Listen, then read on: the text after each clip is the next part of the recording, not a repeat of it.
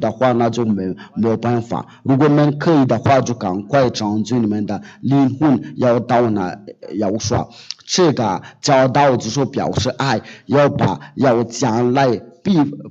必须要发生的事情。你说你是个先知嘛？你说的不错，比先知更大，就是耶和华的弟弟。我们的就是耶和华比我更大，还有耶和华，我们的父亲是最伟大，他是那个光荣耀归给他亲爱的父耶和华，荣耀归给你，是的证明你。那我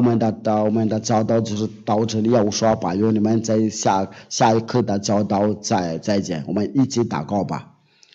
亲爱的父亲耶和华，荣耀归你，是的不断的赞美你，是的不断的把荣耀给你，是的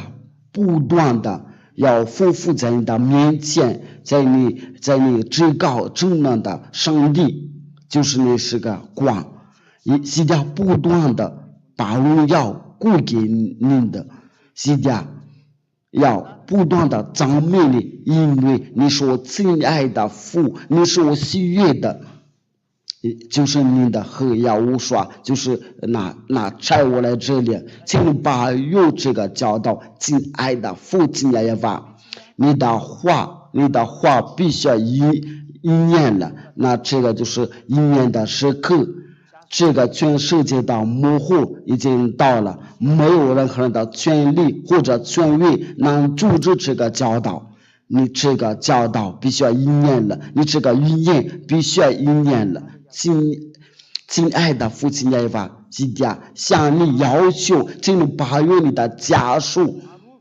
请你保护你的家属能平安，能到天上天哪里，在外面的要赶快他们能到这个神的王国。亲爱的父耶和华，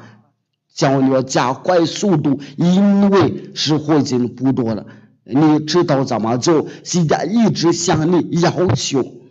要加快速度，要将你的小羊能到你这个神的王国。为了荣耀归你亲爱的父耶和华，荣耀要说就是那个要因为这个时刻到了，你要确认你所有的状告的道，这个就是要不会回到哪里，知道所有的真理要一念了，就是你所有的状告，你要通过先知状告，就是来自你父亲那里耶和华，荣耀归你。荣耀归你，亲爱的父耶和华，荣耀归你，亲爱的耶和华，请你保佑你所有的小羊已经到这个神的王国，还有那些已经渴望的要去你那里，荣耀归你，父亲耶和华，我奉耶和华的名字做了这一切祷告，哈利路亚，阿门。耶和华祝福你们，下一课再见。